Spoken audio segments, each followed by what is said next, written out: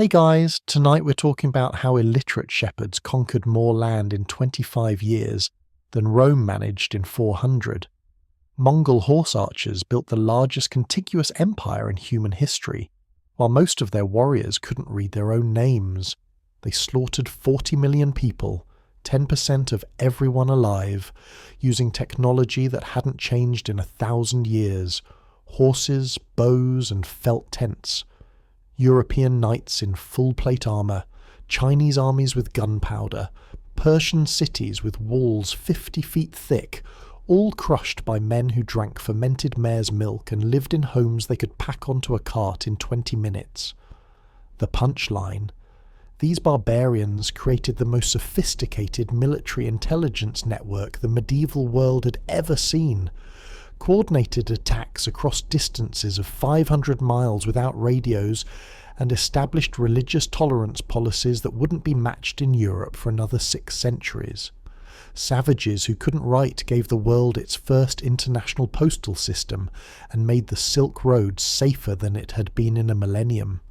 Dear viewers, our big goal is to reach 1,000 subscribers on this channel, and with your support, we can achieve it.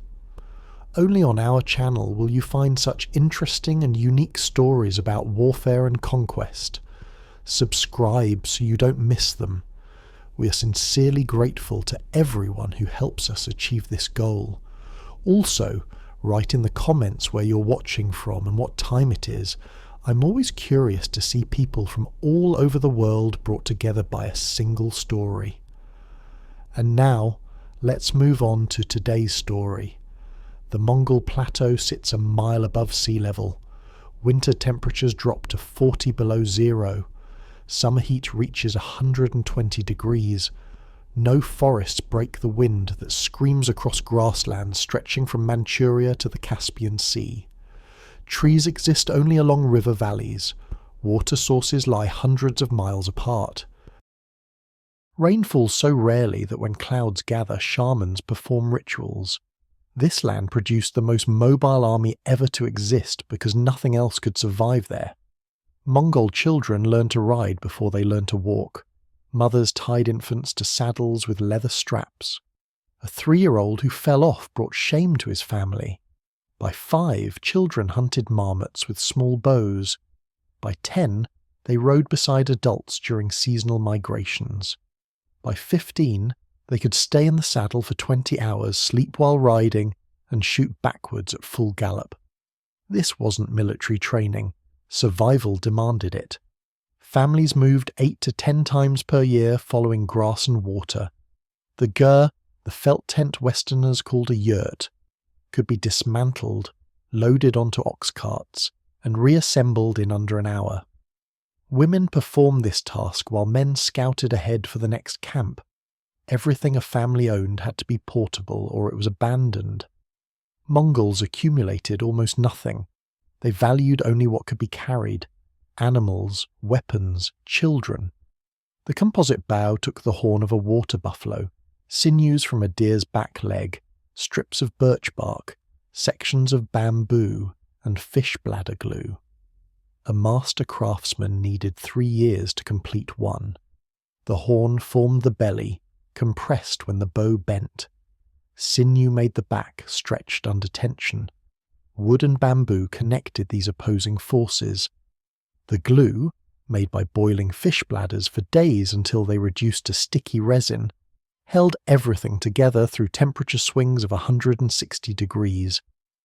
Mongols coated finished bows in birch bark and lacquer to keep moisture out.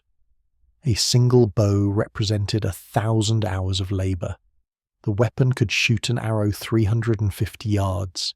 English longbows, famous centuries later, managed 250. Mongols could penetrate chainmail at 100 yards. They carried 2 bows, one for long distance with a light pull, one for close combat with a heavy draw that could punch through plate armour. 60 arrows filled their quivers, split between armour-piercing bodkins and broader hunting heads. Each warrior could loose 10 arrows per minute. A Mongol cavalry unit of 1,000 men could put 10,000 arrows in the air in 60 seconds. but the bow meant nothing without the horse. Mongol ponies stood just 13 hands high, barely larger than modern ponies. Shaggy hair covered them in winter. They survived on grass, needing no grain. European war horses required oats, stables, and constant care. Mongol horses poured through snow to reach dead grass beneath. They could travel 100 miles in a day. More importantly, each warrior maintained 4 to 5 horses. Fresh mounts meant cavalry units could sustain speeds that exhausted European armies in hours. Soldiers rotated horses every few miles. A day's march covered what European knights needed 3 days to traverse. Mongol armies could appear where enemies thought they had weeks of warning. This mobility decided battles before they began.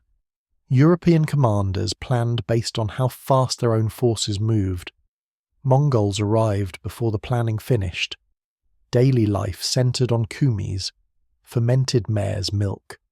Women milked horses 6 times per day during summer. The liquid fermented in leather bags hung near the gyr entrance. Passers-by gave the bag a punch to keep the contents mixing. After 3 days, kumis turned alcoholic, tasting sour and slightly fizzy. Mongols drank gallons. Visitors recorded watching warriors consume so much they could barely stand, then ride off to hunt. The drink provided calories, vitamins, and hydration. Armies carried it in leather flasks. Men could survive for days on kumis alone. Meat came from sheep, goats, horses, and anything else that moved. Mongols boiled meat in the animal's own stomach, heated by stones pulled from fires. They ate organ meats first, liver, kidneys, heart, before muscle tissue. Nothing was wasted. Blood became sausage. Intestines stored dried meat. Bones yielded marrow and tools.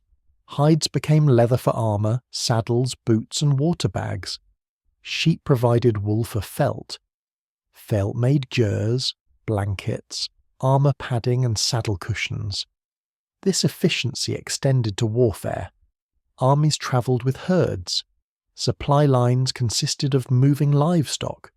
European armies needed wagon trains that slowed them to a crawl and required roads. Mongols ate their supply chain as they advanced. When horses died, they became food. When food ran low, they opened a horse's vein, drank blood mixed with milk and sealed the wound. The horse survived. The warrior kept moving. Poverty created lethality. Tribes owned almost nothing but needed everything. Raiding became cultural bedrock. Stealing horses brought honor. Stealing women brought wives. Stealing livestock brought survival through winter. Young men proved themselves through theft. Those who died during raids died honorably. Those who succeeded became leaders. Genghis Khan's father, Yesugei, made his name stealing Temujin's mother from another tribe. Violence wasn't aberrant behavior. Violence was currency. The Mongol plateau contained dozens of tribes who spoke related languages but fought constantly. Taichud, Merkits, Tatars, Kerites, Naimans, each claimed different grazing lands. Alliances shifted with seasons. Blood feuds lasted generations. A slight committed by one man obligated his entire clan to revenge. These cycles of violence consumed lives and resources. Strong leaders unified tribes temporarily, but unity dissolved when the leader died. Sons fought over inheritance. Brothers murdered each other. Tribes splintered and reformed in endless permutations. Into this chaos, in 1162, Temujin was born. His father Yesugei led a minor Mongol clan. The birth occurred during a raid against the Tatars. Yesugei had just captured a Tatar chief named Temujin Uge. Following tradition, he named his newborn son after his defeated enemy. The baby emerged clutching a blood clot the size of a knucklebone. Shamans interpreted this as an omen. The child would be a warrior who grasped the world in his fist. Temujin reached 9 years old when Yesugei took him to find a bride among the Ongirat tribe. Custom required leaving the boy with his future in-laws to work and prove his worth. Father and son rode for days across empty grassland. They found the Ongirat and negotiated a marriage agreement with a girl named Borte. Yesugei departed alone for the return journey. On the way back, he encountered Tatars who recognized him. They invited him to share food. Mongol custom obligated acceptance. The Tatars poisoned his meat. Yesugei made it home but died within days, vomiting blood and convulsing. His last words called for Temujin. The boy never arrived in time. He was still with the Ongirat, unaware his father lay dying. News reached Temujin weeks later. He rode home immediately. His father's followers had already scattered. Without a strong leader, the clan disintegrated. Temujin's family, his mother Holan, his brothers and his half-brothers, found themselves abandoned. The Taichud tribe, longtime rivals, seized Yesugei's herds and grazing lands. They left Temujin's family with nothing, no animals, no allies, no future. His mother gathered her children and fled into the wilderness.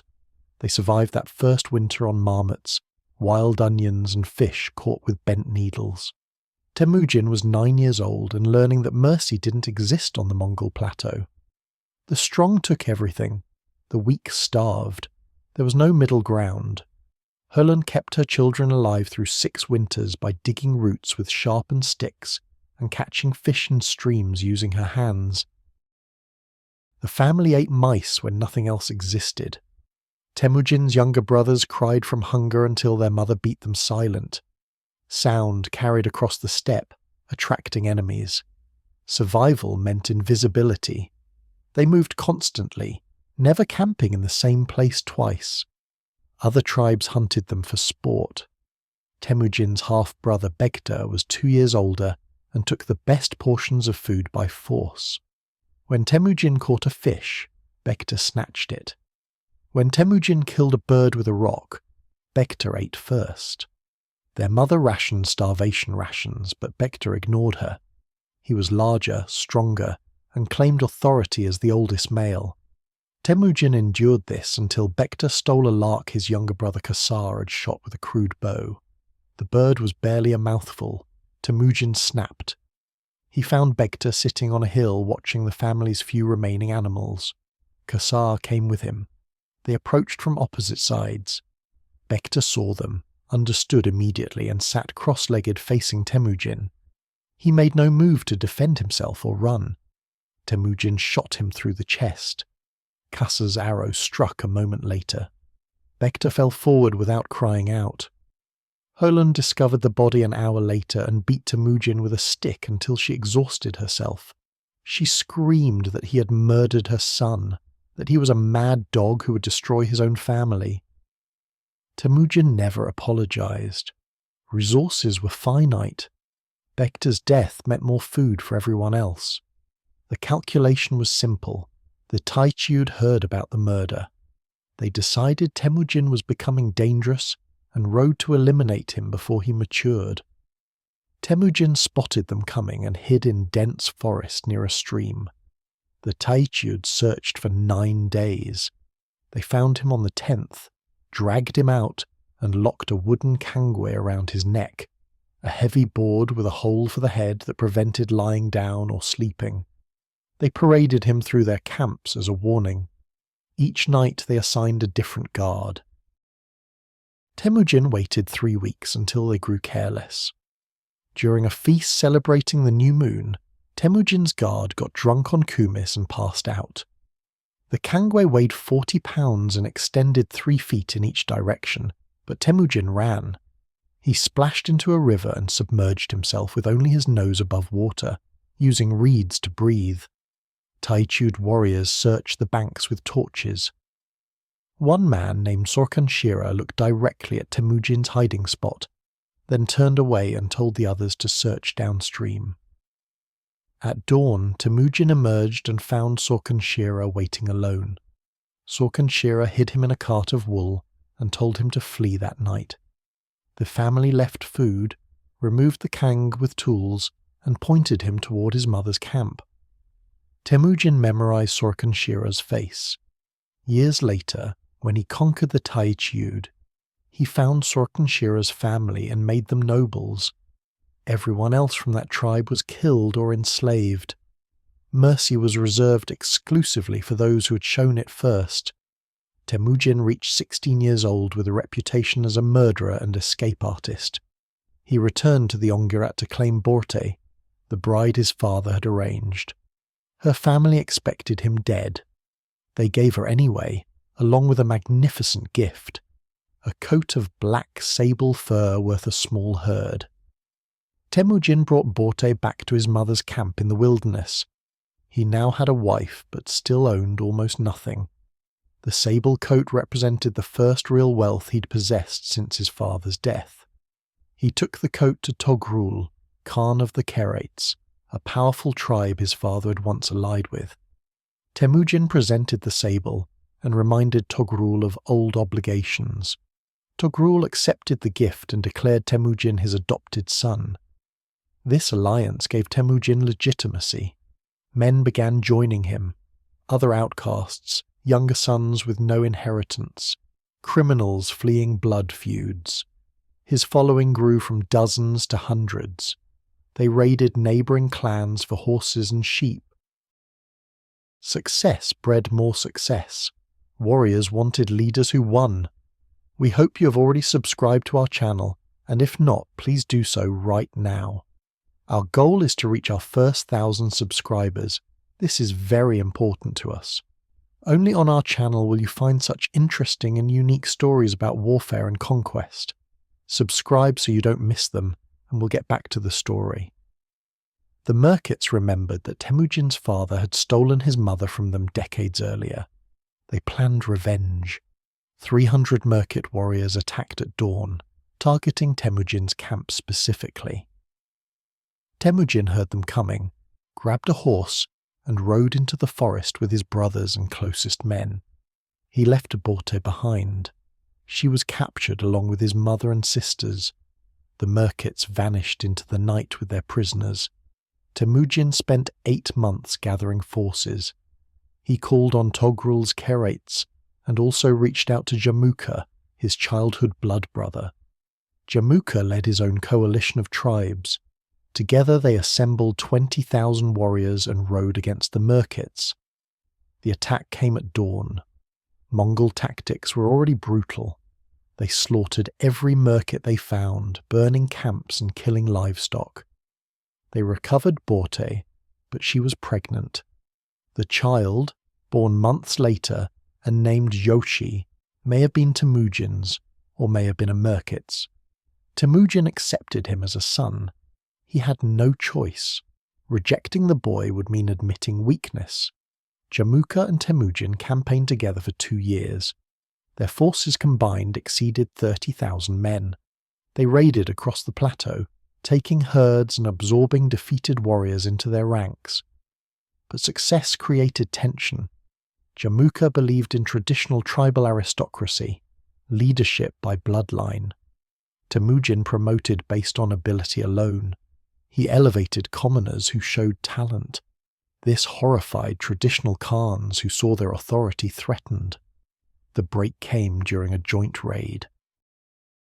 Jamuka suggested they camp separately, his nobles in one area, Temujin's commoners in another.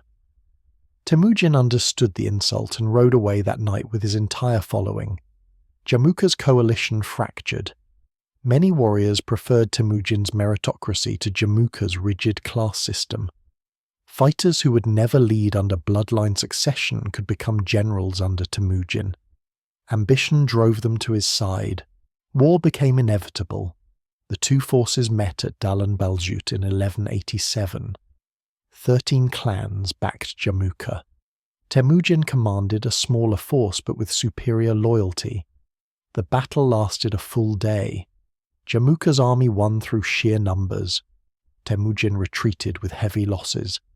Jamuka made a critical error in victory.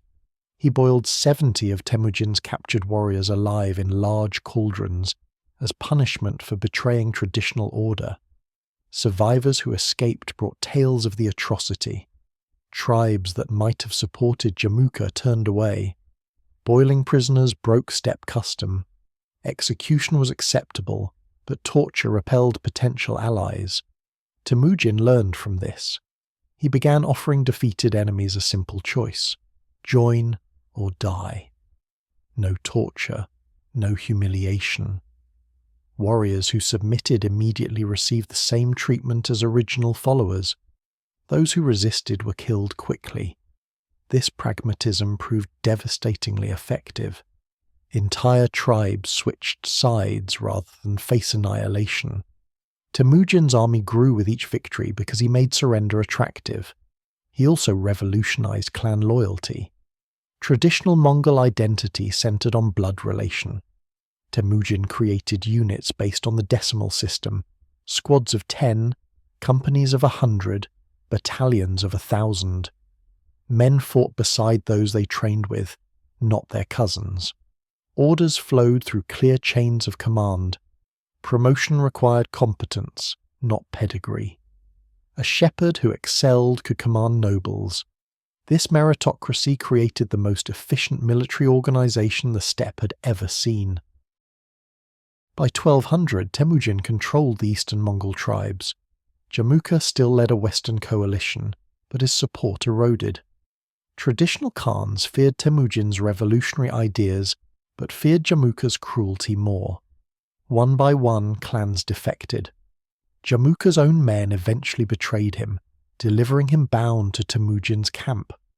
Temujin offered his old blood brother a position as co-ruler. Jamuka refused. He requested honourable death without spilling blood. Temujin had him crushed beneath felt carpets, a traditional execution for nobility. The body showed no wounds. The Naimans remained the last major opposition. Their Khan, Taiyang, commanded the western plateau and refused to acknowledge Temujin's authority. In 1204, Temujin marched west with 60,000 warriors. The Naimans fielded a similar number. Taiyang's advisors recommended retreat and regrouping, but his mother mocked him as cowardly. Stung by the insult, Taiyang committed to battle. The armies met at Kangai Mountains. Temujin used his favourite tactic: feigned retreat. Mongol cavalry fell back in apparent panic. The Naimans pursued, breaking formation. Once Taiyang's forces scattered across rough terrain, Temujin's flanking units swept in from both sides. The Naimans collapsed. Taiyang died from wounds during the retreat. His son and remaining warriors surrendered. Temujin incorporated them into his army and claimed their territory. The entire Mongol plateau now answered to one man. In 1206, a great assembly called a Kurultai gathered at the Onon River. Representatives from every Mongol tribe attended. Shamans performed rituals for 9 days. On the 10th day, they proclaimed Temujin Genghis Khan, universal ruler.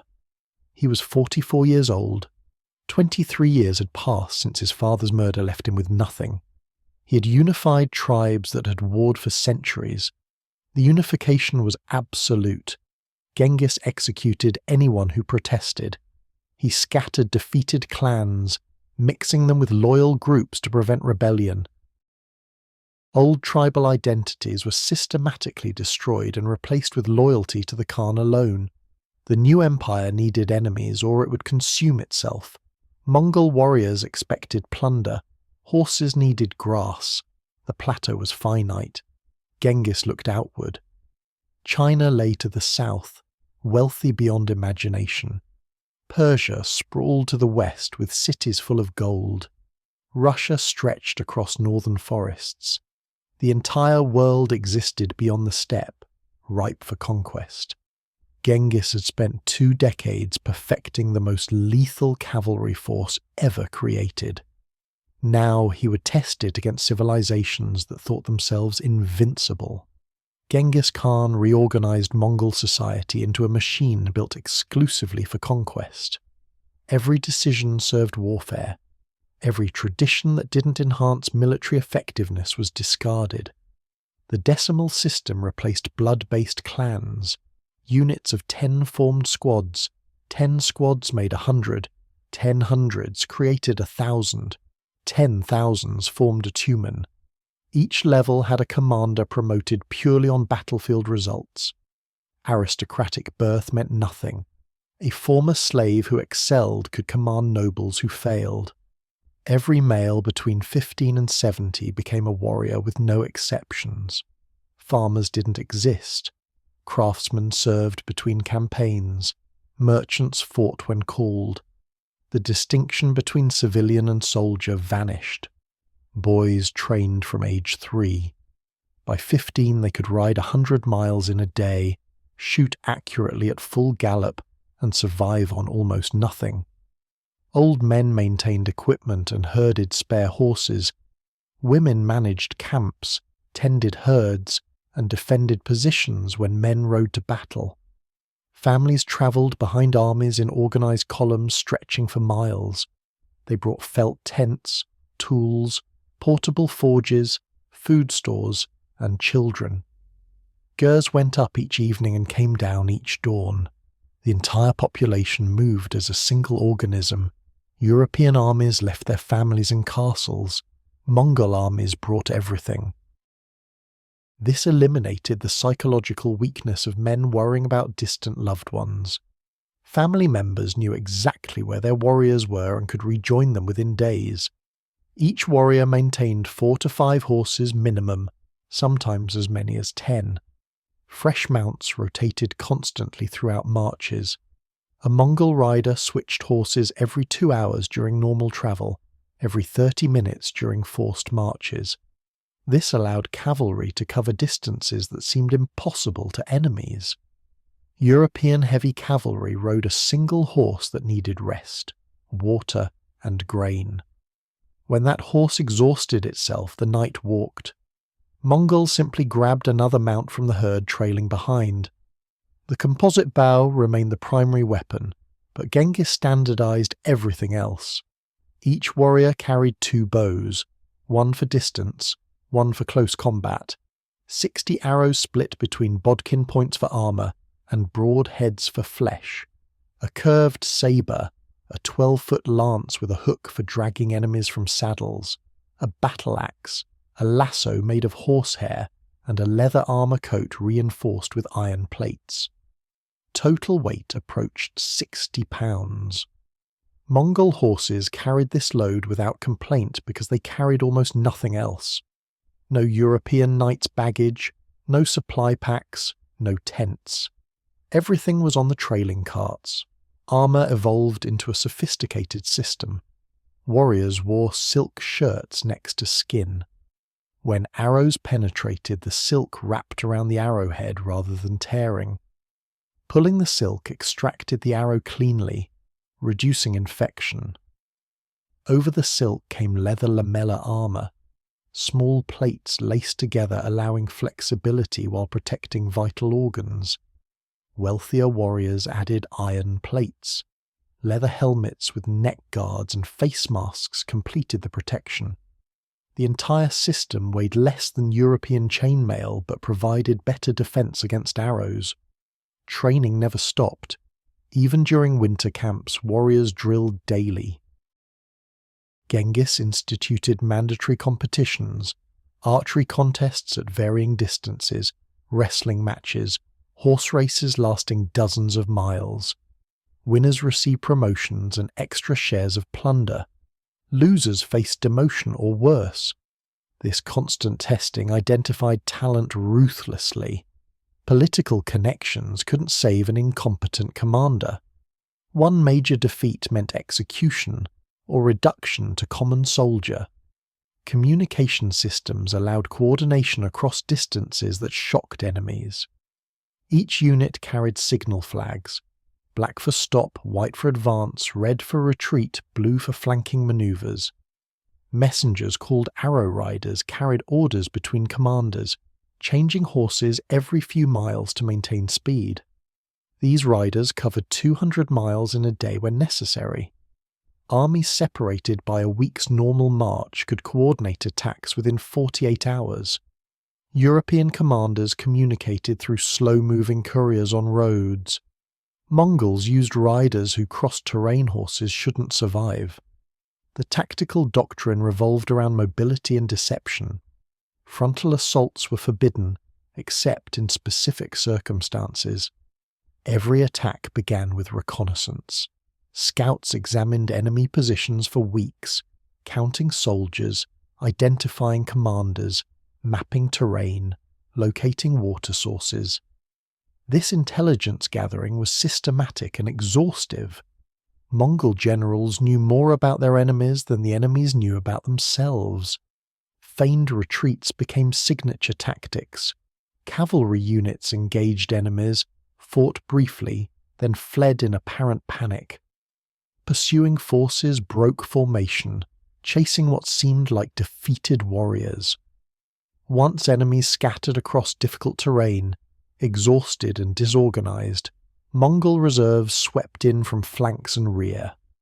The retreating cavalry turned and attacked. Encirclement completed. This pattern repeated so often that enemies recognized it, yet still fell for it because refusing to pursue meant watching Mongols escape. Psychological warfare began long before armies met. Spies infiltrated target cities months ahead, spreading rumors of Mongol invincibility and describing atrocities in vivid detail. Merchants carried tales of cities erased, populations slaughtered, walls that couldn't stop the hordes. Refugees fleeing conquered territories arrived with horror stories. By the time Mongol armies appeared, defenders already doubted their chances. Some cities surrendered without fighting. Those that resisted faced systematic destruction as examples. The siege warfare expertise came from conquered Chinese and Persian engineers. Traditional Mongols knew nothing about attacking fortifications. They learned fast. Catapults, trebuchets, siege towers, battering rams, mining operations. All were stolen technologies operated by captured specialists. Genghis forced engineers from defeated cities to serve or watch their families die. Most served. Within a decade, Mongol armies could reduce fortifications that had stood for centuries. Gunpowder weapons appeared in limited numbers, again from Chinese sources. Early grenades, ceramic pots filled with black powder, metal fragments, and poison, were hurled from catapults or carried by suicide attackers who lit fuses and ran at gates. These primitive explosives terrified defenders even when they caused limited physical damage. The psychological impact of explosions was worth more than the casualties they inflicted. Logistics separated Mongol armies from everyone else. European forces required supply trains that slowed movement to a crawl and needed roads. Mongols travelled with herds. Sheep, goats, horses and cattle moved with the army, providing mobile food sources. Soldiers consumed meat and milk products, requiring no grain. When animals weren't slaughtered, warriors drank horse blood, opening a vein, collecting a cup, and sealing the wound. The horse survived. The man gained calories and nutrients. Water presented the greatest challenge. Mongol invasions timed themselves around water availability. Summer campaigns in northern regions meant full rivers. Winter invasions of Russia waited until rivers froze solid, turning water obstacles into highways. Armies carried leather bags holding enough for 3 days. Scouts located wells and streams weeks before main forces arrived. Poisoning enemy water supplies became standard practice. Discipline was absolute and enforced through collective punishment. If one man in a squad of 10 deserted, the other 9 were executed. If one squad in a company of 100 fled, the entire company faced decimation, 1 in 10 killed. This created intense peer pressure. Warriors policed each other ruthlessly because their own lives depended on their comrades' performance. Cowardice endangered everyone. Units that broke in battle were disbanded and scattered, their members distributed among proven squads where veterans watched them constantly. The system rewarded success extravagantly. Plunder was divided according to strict formulas. Commanders took larger shares, but even common soldiers received enough to become wealthy. Captured women were distributed. Slaves were granted. Land in conquered territories went to distinguished warriors. A shepherd who showed exceptional bravery could retire rich after a single campaign. This motivated ferocity. Fighting hard meant material rewards impossible to obtain any other way. Religious tolerance was enforced as military policy. Genghis exempted priests, monks, shamans, and holy men from military service and taxes. Buddhist monasteries, Christian churches, Muslim mosques, and shamanist shrines all received protection. This wasn't compassion. Soldiers from different faiths fought more effectively when their beliefs were respected. Conquered populations accepted Mongol rule more easily when their gods remained safe. Priests became intelligence assets, travelling freely and reporting on local conditions. Genghis created a written law code called the Yasa. Provisions covered everything from theft to adultery to military desertion. Penalties were harsh. Death for stealing a horse, death for lying to a superior, death for urinating in running water, death for passing a wounded comrade without helping. The code applied equally to nobles and commoners. Genghis executed his own relatives for violations. This consistency made the law respected even when it was hated. Everyone knew the rules and the consequences. The postal system called the Yam stretched across conquered territories. Stations stood 25 miles apart. Fresh horses and rested riders waited at each station. Messages travelled 200 miles per day using this relay system. Military orders reached distant fronts in days. Intelligence reports arrived while still relevant. The Yam became the empire's nervous system, transmitting information faster than any competing civilization could manage. European kingdoms needed weeks to communicate across their territories. Mongols managed continents in the same time. By 1211, the Mongol military machine was fully developed. 100,000 warriors awaited orders, backed by twice that number in reserves and support personnel. The system had been tested in tribal warfare and refined through 2 decades of constant combat. Now Genghis pointed this force at the Jin dynasty in northern China. The Jin fielded armies of 1 million men behind walls that had stood for centuries. They had gunpowder, crossbows, and sophisticated siege defences. Chinese generals had studied warfare for thousands of years. They considered northern barbarians an irritation, not a threat. This arrogance would cost them everything. The Mongols were about to demonstrate that all the civilization, all the technology, and all the numbers in the world meant nothing against an enemy that had evolved warfare itself into a perfect killing system.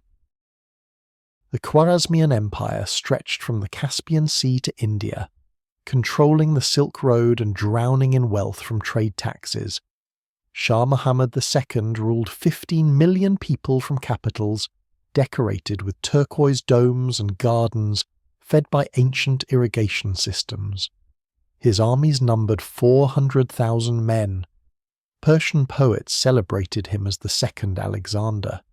He had conquered from Afghanistan to Iraq in 20 years and considered himself invincible. Genghis Khan wanted trade, not war. This made what happened next entirely the Shah's fault. In 1218, Genghis sent a caravan of 500 merchants carrying gold, silver, furs and jade through Khwarezmian territory. The governor of Otrar, a border city named Inalchuk, accused them of being spies and confiscated everything. Then he executed all 500 merchants. Their bodies were dumped outside the city walls. One survivor escaped and rode back to Mongolia with the news. Genghis sent 3 ambassadors, 1 Muslim, 2 Mongols, demanding compensation and Inalchuk's surrender for punishment. Shah Muhammad refused, killed the Muslim ambassador, and shaved the beards off the 2 Mongols before sending them back. This was calculated insult in both cultures. Genghis spent an entire year preparing his response. No immediate invasion, no angry threats. He gathered intelligence through merchants, travellers, and spies who mapped every city, counted every garrison, and identified political divisions within the Khwarezmian court. Engineers built siege weapons. Scouts located mountain passes into Persia that locals thought impassable. The Mongol army assembled 200,000 warriors, the largest force Genghis had ever commanded. Shah Muhammad heard reports of Mongol preparations and dismissed them. Barbarians threatening civilization was absurd. The invasion began in September 1219. Mongol armies didn't follow the main trade routes where Persian forces expected them. They crossed mountains that were supposed to be impassable, emerging behind fortified border cities. The Khwarezmian defense plan collapsed immediately because enemies appeared where they couldn't exist. Genghis divided his forces into 4 groups that operated independently but coordinated perfectly through the arrow rider system. Jebi and Subutai, Genghis's 2 greatest generals, led 20,000 men on what seemed like a diversionary raid. Their actual mission was to chase Shah Muhammad across the empire while the main armies destroyed cities. This force moved faster than anything the Persians had encountered. They covered 100 miles in 3 days, appeared outside cities at dawn, and vanished before reinforcements arrived. Local commanders sent reports of Mongol positions that were obsolete before the messages reached headquarters. The main army under Genghis and his sons approached Bukhara, one of Islam's holiest cities and a centre of learning with libraries containing hundreds of thousands of manuscripts. Bukhara's garrison numbered 20,000 men behind walls 40 feet high. Mongol forces surrounded the city, cut off water supplies, and waited exactly 3 days before attacking. The garrison attempted a breakout. Mongol cavalry let them through the siege line, then ran them down in open ground. 15,000 Persian soldiers died in 4 hours. The survivors retreated into the city. Genghis offered surrender terms. Open the gates and only soldiers would be killed. Refuse and everything burns. The city opened.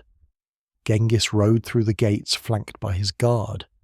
Citizens gathered in the main square expecting negotiation. Instead, Mongols systematically looted every building. Soldiers herded civilians into groups. Young women were separated and distributed to warriors. Craftsmen were identified and marched away to serve the Mongol military. Everyone else was driven into the countryside. Then the Mongols burned Bukhara. The Great Library went first. Scrolls were dumped into streets and used as kindling. The fire burned for 15 days. Smoke could be seen 100 miles away. Samarkand fell next. This city was even larger than Bukhara, with a garrison of 110,000 men, 50 war elephants imported from India, and fortifications built over centuries. Genghis brought every siege weapon his engineers had constructed. Catapults hurled ceramic grenades filled with burning naphtha. Trebuchets launched diseased corpses over walls. Mongols forced captured civilians to fill in defensive moats with earth, using their bodies as human shields so defenders couldn't shoot without killing their own people. The walls were breached after 5 days. What followed was systematic slaughter. Mongol soldiers went building by building, killing every military-age male they found. Women and children were enslaved. Craftsmen were spared and sent east. The city's famous astronomers were preserved because Genghis wanted their knowledge. Everyone else died. Bodies piled in streets faster than they could be cleared. Mongols eventually just burned entire neighborhoods with the corpses inside. Samarkand's population dropped from 500,000 to 50,000 in 1 week. Shah Muhammad fled west with Jebe and Subutai in pursuit. The Shah abandoned his armies, his family, and his capital to save himself. He reached the Caspian Sea, took a boat to an island, and died there months later from dysentery and despair. His son Jalal ad-Din attempted to organize resistance, gathering scattered forces in Afghanistan. Genghis personally led 60,000 cavalry south to crush him. The armies met at the Indus River. Jalal ad-Din fought brilliantly, but Mongol numbers and tactics overwhelmed him. His army broke. He rode his horse off a cliff into the Indus River and swam across, escaping with his life but nothing else. The city of Nishapur made the fatal mistake of killing Genghis's son-in-law during its siege. When the city finally fell, Genghis ordered total extermination. Every living thing inside the walls was slaughtered. Men, women, children, livestock, dogs, cats, even rats. The Mongols worked systematically for 3 days, going door to door. Bodies were decapitated and arranged in separate pyramids, one of men's heads, one of women's heads, one of children's heads. The pyramids stood as warnings for decades. Nishapur ceased to exist. The ruins were eventually buried by sand. Merv, one of the largest cities in the world with a population exceeding 1 million, opened its gates and surrendered without resistance. Genghis promised mercy. Once Mongols controlled the city, they ordered all citizens to assemble outside the walls for counting and organization. The population complied, walking out in orderly columns. Mongol soldiers surrounded them in the open ground, then began killing. The massacre took 4 days. Mongols worked in shifts, resting between murder sessions. 100,000 people were assigned to each Mongol soldier to kill. Most simply, walked up and slit throats one after another until their arms were too tired to continue. The death toll across the Khwarezmian Empire reached approximately 5 million in 4 years. Population centres disappeared. Irrigation systems that had functioned for 2,000 years were destroyed. Khanats, underground water channels, were deliberately collapsed. Agricultural regions reverted to desert because no one remained alive to maintain the systems. Entire cities were erased so completely that archaeologists centuries later struggled to locate where they had stood. Persian historians called this period the Great Catastrophe. The empire that had rivaled China in wealth and sophistication was reduced to scattered survivors living in ruins. The Silk Road trade network collapsed because the cities that sustained it no longer existed. Banking systems failed. Currency became worthless. Art, literature, and scientific knowledge accumulated over centuries burned in library fires. The Islamic Golden Age, which had preserved and expanded Greek and Roman knowledge, ended abruptly. Scholars fled to Egypt and Spain, carrying what manuscripts they could save. Genghis achieved something unprecedented. He made an example so terrifying that his next target surrendered rather than resist. The Khwarezmian campaign wasn't just military conquest, it was psychological warfare on a civilizational scale. Cities across Asia heard what happened to Bukhara, Samarkand, Nishapur and Merv. When Mongol armies appeared outside their walls, many opened gates immediately. Resistance meant annihilation. Surrender meant survival under Mongol rule, which at least left people alive. The few cities that did resist faced methodical destruction. Herat held out for 6 months before falling. Every resident was killed except for 40 craftsmen. The city walls were demolished stone by stone. Mongols salted the earth so nothing would grow. Decades later, travellers passing through the region reported seeing bones scattered across empty ground where Herat had stood. Genghis integrated captured Persian administrators, engineers, and soldiers into his military system. These specialists taught Mongols advanced siege techniques, administrative systems for governing settled populations, and diplomatic protocols for dealing with civilized states.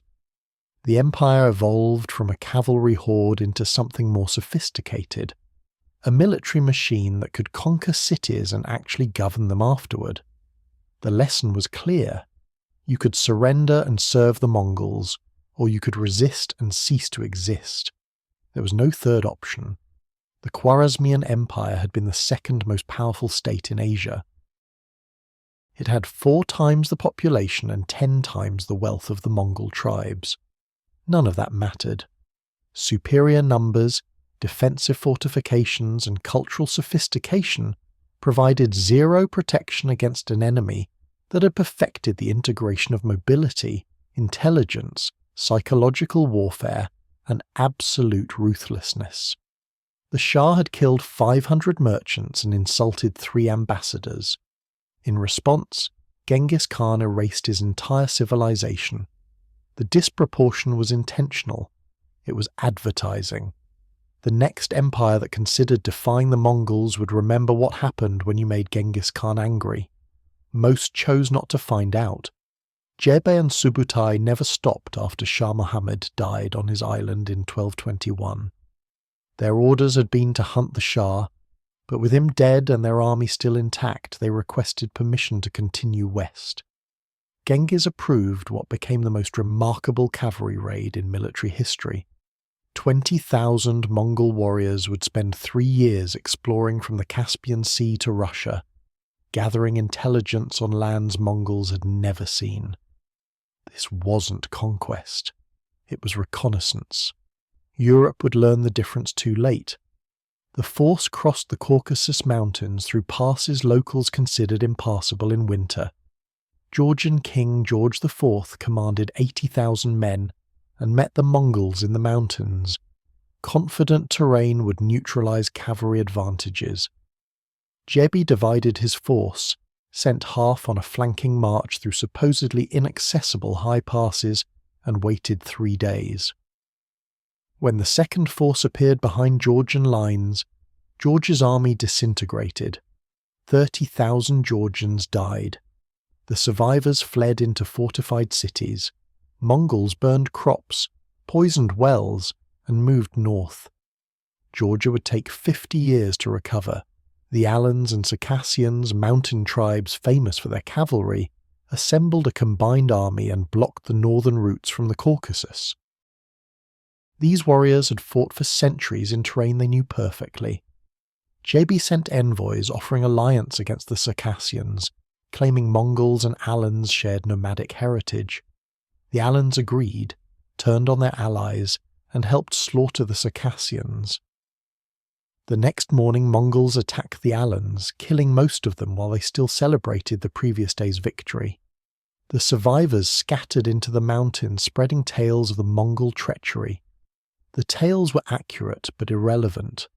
Mongol armies didn't operate by European concepts of honourable warfare. Emerging onto the Russian steppes in 1223, the Mongols encountered something new. Unlimited grassland perfect for cavalry operations, sparsely defended and politically fragmented. Russia existed as dozens of principalities ruled by quarrelling princes who maintained small armies and rarely cooperated. The Cumans, Turkish nomads who grazed these steppes, fled west ahead of Mongol scouts and begged Russian princes for protection. Prince Mstislav of Kiev mocked the Cuman warnings. Barbarians from Asia didn't threaten Orthodox Christian kingdoms. Mstislav assembled a coalition. 80,000 Russian and Cuman warriors marched east to confront the invaders. Mongol scouts appeared, skirmished briefly, and retreated. The Russians pursued, interpreting withdrawal as cowardice. This continued for 9 days. The coalition army spread across hundreds of miles of steppe, chasing an enemy that stayed just out of reach.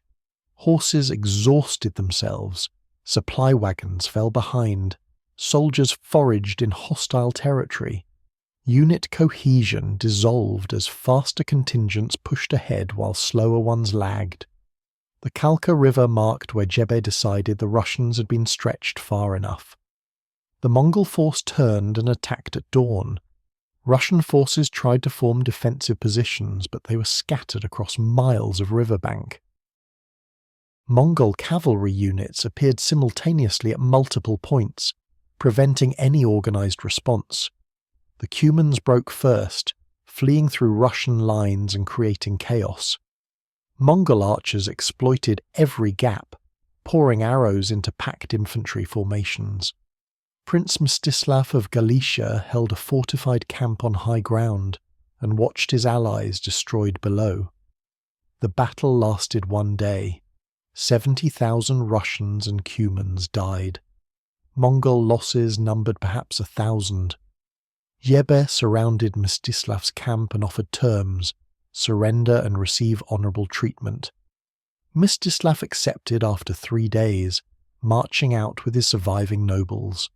The Mongols laid them under wooden boards and built a feast platform on top. They ate and celebrated while the princes suffocated underneath. The Mongols kept their word. No blood was spilled. 6 princes died at Khalkha, along with 70 nobles and most of their armies. This represented the largest Russian military defeat in history up to that point. Jibi and Subutai had annihilated a force 4 times their size in unfamiliar territory, using tactics the Russians had never encountered. The Mongols then simply rode away, vanishing back into the steppe. They had accomplished their mission, mapping Russian terrain, evaluating military capabilities, and identifying political divisions. The reconnaissance force continued north, probing defences along the Volga River before turning east toward Mongolia. They covered 8,000 miles in 3 years, fought battles in a dozen countries, and returned with detailed intelligence on everything from grass quality to political alliances. Casualties were minimal. The entire operation demonstrated Mongol capabilities in stark terms. Small forces could operate independently across vast distances, living off hostile territory and defeating larger armies whenever convenient. Russian princes interpreted Mongol withdrawal as victory. Chronicles recorded that Orthodox prayers had driven away the pagans. Churches held celebrations. The princes returned to their customary feuds and forgot about the Mongols. This amnesia would prove catastrophic. The Mongols hadn't been driven away. They had been gathering information. Every river crossing, every forest road, every fortified town was now recorded. Mongol commanders knew where Russian armies could assemble and how long mobilization required. They knew which princes hated which rivals and who might be bribed to betray their neighbours. Europe heard rumours of mysterious horsemen from Asia, but dismissed them as exaggerations. European knights had fought crusades in the Holy Land and considered themselves the world's finest cavalry. The idea that Asian nomads posed serious threats was absurd. A few merchants and travellers brought back alarming stories, but these were treated as entertainment rather than intelligence. Europeans assumed their castle-based defensive systems, feudal military structure, and Christian righteousness made them invulnerable. Genghis Khan died in 1227 during a campaign in China, but his successors inherited both his military system and his strategic vision. The Kurultai of 1235 elected Ogedei Khan as Great Khan and approved a massive western campaign. 50,000 Mongol warriors would invade Europe under Batu Khan, grandson of Genghis. Subutai, now in his 60s but still the empire's greatest strategist, would command actual operations. The reconnaissance was over, the invasion was beginning, the timing was deliberate. Winter 1237 saw the hardest freeze in decades. Rivers across Russia turned to solid ice, natural highways that Mongol cavalry could cross at any point. European defensive thinking relied on rivers as barriers that channeled invaders toward fortified crossings. Frozen rivers eliminated this entire strategic concept. Mongols could appear anywhere. Moscow existed as a minor trading post in 1237. Mongol forces appeared outside on a January morning and burned it to ash in 1 day. The garrison numbered perhaps 1,000 men. They died before anyone realized the city was under attack. Vladimir, capital of the most powerful Russian principality, fell after 4 days of siege despite walls and winter defences. Prince Yuri gathered an army to relieve the city but arrived to find smoking ruins. Mongols ambushed his force in the forest. Yuri died with his entire army. Ryazan made the mistake of refusing Mongol surrender demands. The city held out for 5 days behind wooden walls. When the walls were breached, Mongols killed every living person they found, burned every building, and demolished the walls. Archaeological digs centuries later found mass graves and burn layers consistent with total destruction. The city that was rebuilt a century later was on a different site. The original location was too thoroughly cursed. 14 major Russian cities burned during winter and spring of 1238. Mongol forces operated in multiple columns that converged unpredictably, making defence impossible. A city might receive warning that Mongols were 300 miles away, then face attack the next morning. The speed was psychologically devastating. Refugees fleeing one burning city would encounter Mongol advance scouts before reaching the next fortress. Panic spread faster than the armies. Kozelsk was a minor city that refused surrender and held out for 7 weeks. This infuriated Batu Khan, who had expected quick capitulation. When the city finally fell, he ordered complete extermination and renamed it City of Sorrow. The destruction was so thorough that its location was forgotten for centuries. Modern archaeologists only rediscovered the ruins in the 1990s through ground-penetrating radar. By 1240, Russia was effectively conquered. The Mongols hadn't occupied cities or installed governors. They had simply destroyed everything that resisted and extracted tribute from survivors. Russian princes who submitted early were allowed to keep their titles and rule as Mongol vassals. Those who resisted were killed and their lands given to compliant relatives. The system was efficient. Local rulers collected taxes, turned over a percentage to Mongol officials, and maintained order. Resistance meant replacement. 250 years of Mongol dominance over Russia began with 3 years of systematic violence. Europe still didn't understand what was coming. Refugees brought stories of burning cities and invisible horsemen, but these seemed distant and improbable. European military thought centered on knights in armor, siege warfare, and castle defense. The concept of cavalry armies that could sustain operations across thousands of miles in winter, coordinate multiple forces without central communication, and defeat larger armies through mobility rather than strength, was simply outside their strategic framework. The Mongols finished their preparations in 1240.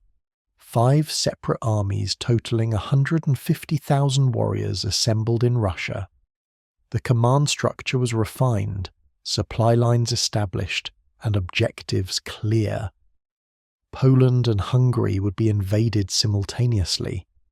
4 armies would converge on Hungary from different directions, while a 5th invaded Poland to prevent Western reinforcements.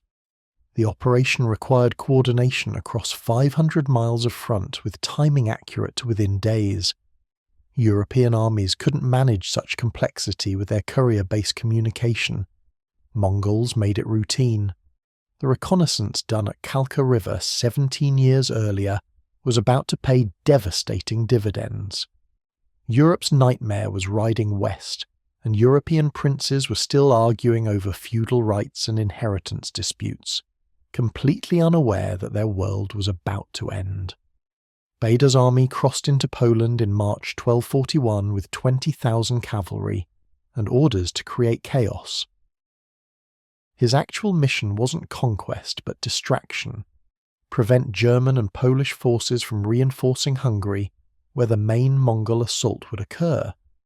European intelligence networks had no idea multiple invasions were coordinated. They thought Poland faced a raid while Hungary dealt with a separate problem. This fundamental misunderstanding was about to cost them everything. Lublin burned first. The city had no warning because Mongol advance scouts killed every messenger who tried to flee. Citizens woke to arrows falling from darkness and cavalry pouring through gates that were somehow already open. Mongol infiltrators had bribed or killed the guards hours earlier. By noon, Lublin was ash. Survivors who escaped spread tales of demons who appeared from nothing and vanished like smoke. These weren't exaggerations. Mongol mobility made them seem supernatural to defenders who thought in terms of marching infantry and supply trains. Chmielnik fell 2 days later despite warning of Mongol approach. The garrison assembled outside the walls to meet the enemy in open battle, confident that Polish cavalry could match Asian horsemen. Mongol forces engaged briefly, then retreated. The Poles pursued, breaking formation. 3 miles from the city, Mongol reserves appeared from forests on both flanks. The Polish cavalry was slaughtered in minutes. Mongols returned to Chmielnik, found the gates still open, and killed everyone inside. Population dropped from 8,000 to 0 in one afternoon. Krakow received word that Mongols were 3 days away. Duke Boleslaw evacuated the city, taking his army north to join with other Polish forces. Citizens were told to flee or hide. Most chose to hide in churches and stone buildings. Mongol cavalry arrived the next morning. The 3-day estimate was based on European march speeds. Mongols covered the distance in 12 hours. They spent 1 day looting before burning the entire city. The churches full of hiding civilians burned hottest. Smoke from Krakow could be seen for 60 miles. Duke Henry II of Silesia assembled the largest army Poland could muster. 30,000 men including Polish cavalry, Teutonic Knights, French Templars, and German mercenaries.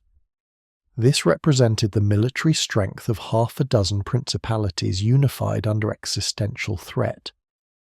Henry marched to confront Baidar near the town of Liegnitz. European confidence was high. This was a proper army with heavy cavalry, disciplined infantry, and experienced commanders. Surely Asian raiders would flee from such a force. The battle began at dawn on April 9th, 1241. Mongol cavalry attacked the Polish flanks immediately, using their standard tactic of harassing fire from composite bows. Polish knights charged, confident their armour would deflect arrows. Mongol cavalry retreated before contact. The knights pursued, exactly as planned. Mongol forces fell back for miles, drawing the European cavalry away from their infantry support. Fresh Mongol units replaced tired ones by rotation, while Polish horses exhausted themselves. When the Polish cavalry had scattered across miles of countryside chasing what seemed like fleeing enemies, Mongol forces deployed smoke screens using burning pitch and tar. Thick black smoke obscured visibility completely. Polish knights found themselves isolated in choking darkness, unable to see their comrades or coordinate movements.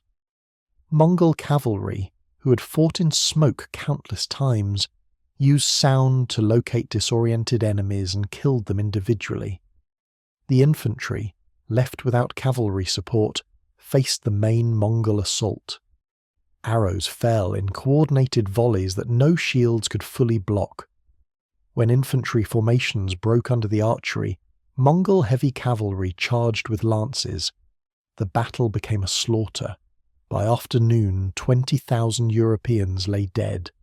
Duke Henry II was captured, beheaded, and his head paraded on a spear through Mongol camps.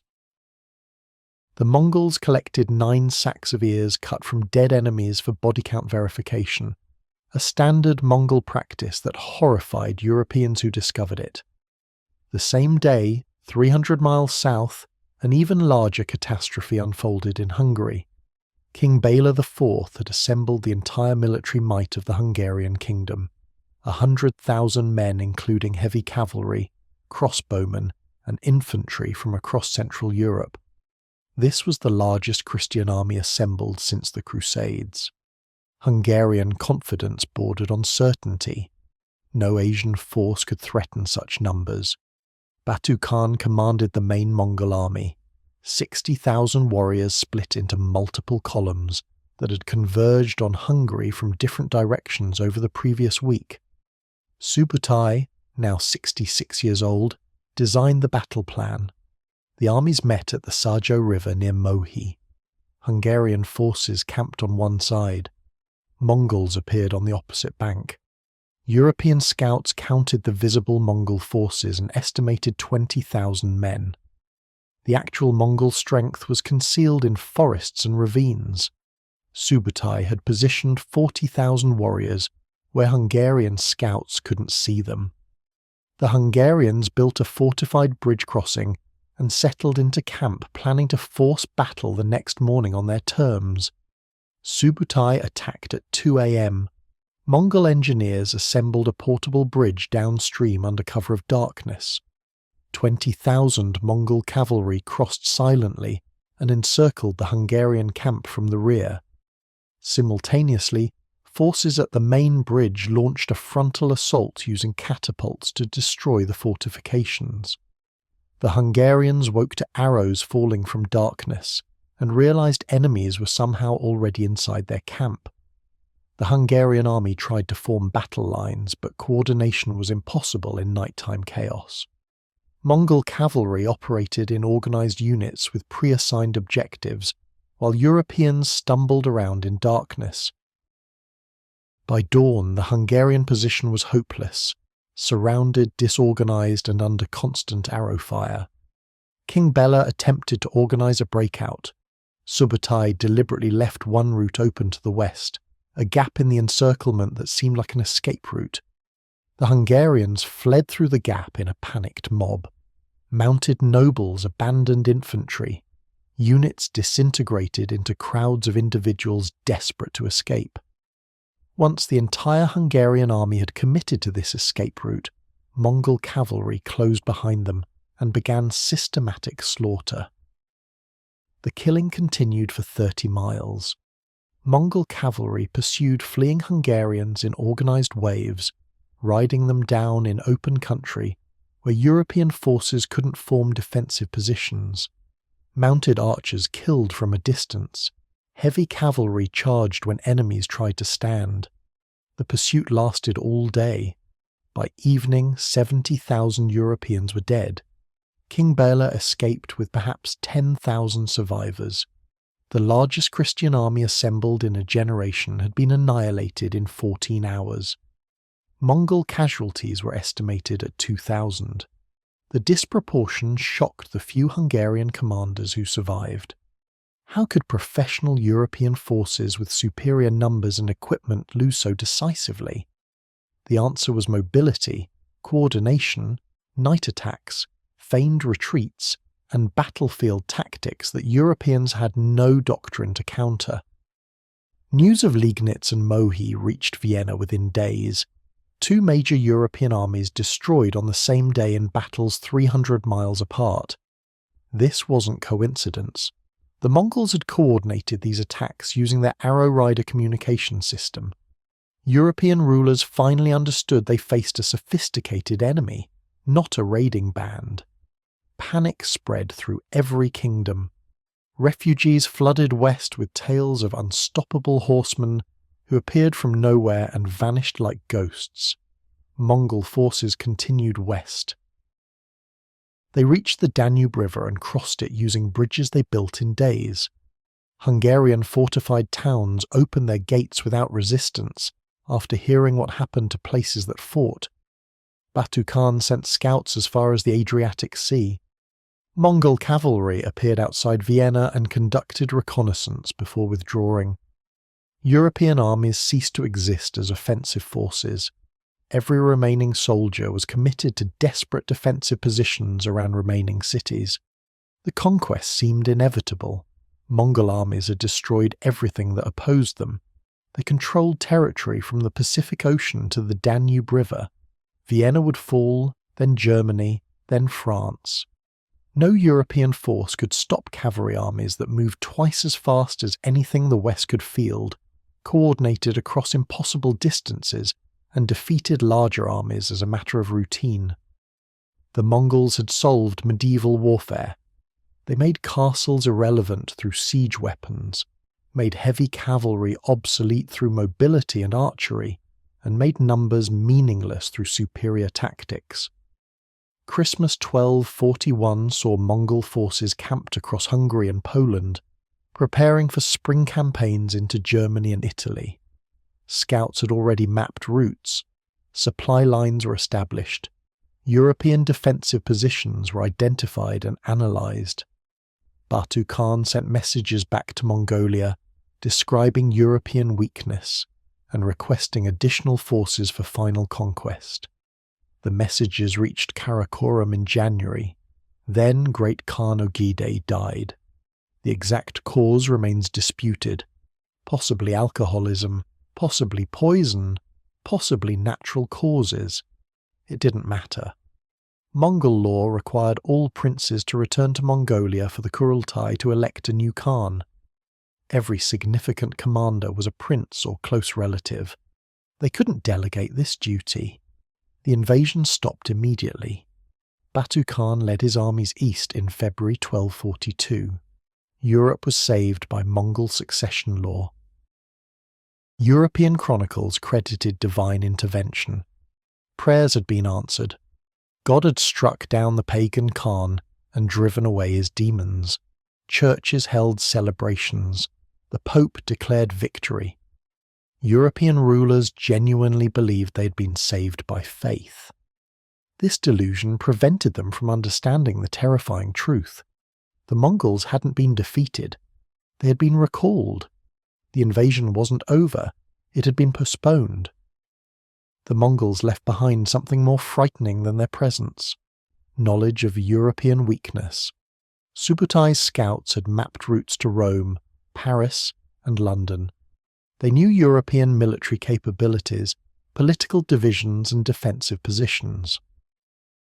When Mongol commanders discussed Europe in later years, they spoke of it as unfinished business.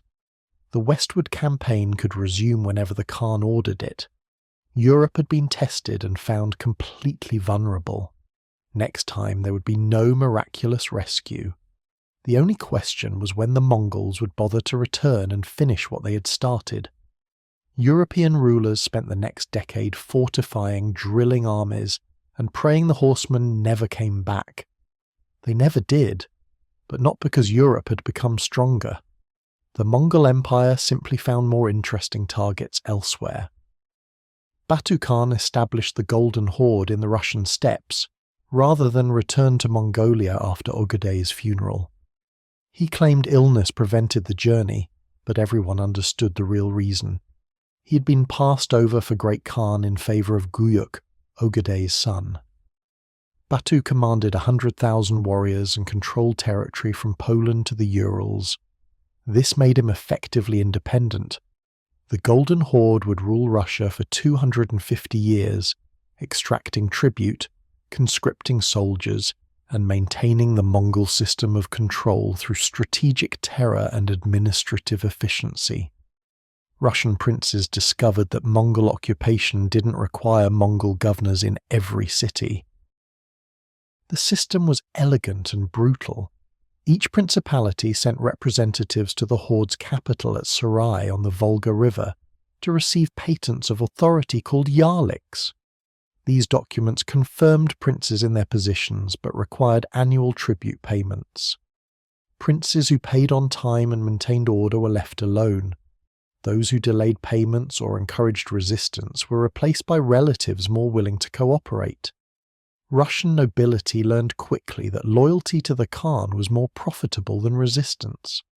The Mongols institutionalized something called the census, a detailed accounting of every person, animal and resource in subject territories. Chinese administrators who had perfected these techniques under previous Mongol conquests arrived in Russia to count everything. They recorded populations down to individual households, assessed agricultural output, and calculated exact tribute requirements. Tax collectors called baskaks arrived with Mongol military escorts to enforce collection. Resistance to tax collectors was treated as rebellion. Entire towns were destroyed for attacking Baskaks. Russia learned that the price of resistance exceeded any possible benefit. Meanwhile, the southern Mongol armies never stopped. While Europe celebrated deliverance and Russia submitted to occupation, Hulagu Khan led 150,000 warriors into the Middle East with orders to conquer everything to Egypt. The Abbasid Caliphate in Baghdad had ruled the Islamic world for 500 years. Caliph al-Mustasim commanded a city of 1 million people, protected by walls that had never been breached. His army numbered 50,000 men. He dismissed Mongol envoys demanding surrender, confident that God protected the faithful. Hulagu surrounded Baghdad in January 1258, after methodically conquering every fortress and city between Persia and Iraq. Chinese engineers built siege weapons while Mongol cavalry cut off all supply routes. The siege lasted 2 weeks. Catapults hurled explosives, mangonels threw burning materials, trebuchets launched diseased corpses to spread plague.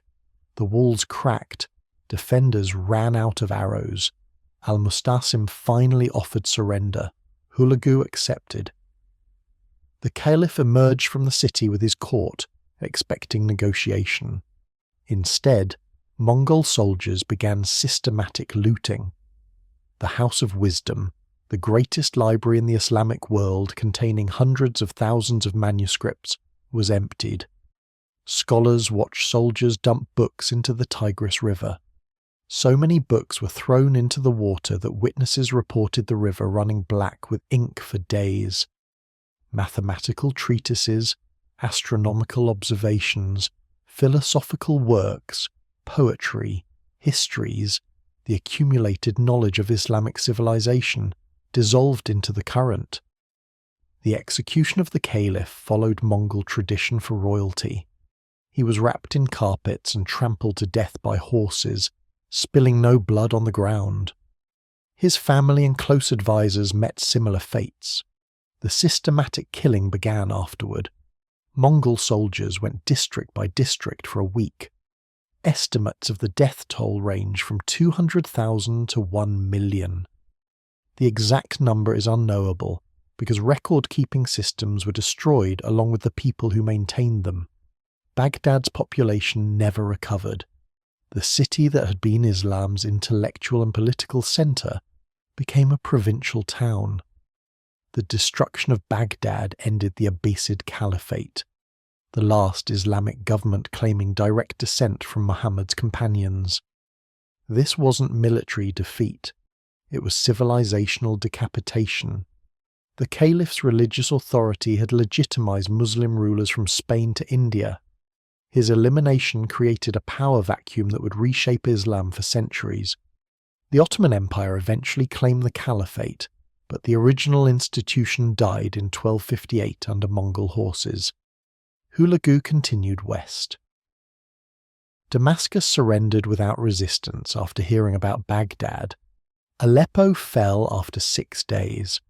The Crusader states in Palestine, which had fought Muslims for 200 years, sent congratulations to Hulagu and offered alliance.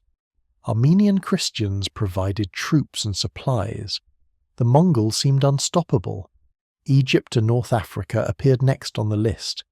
Then Möngke Khan, the great Khan in Mongolia, died in 1259 during a campaign in China.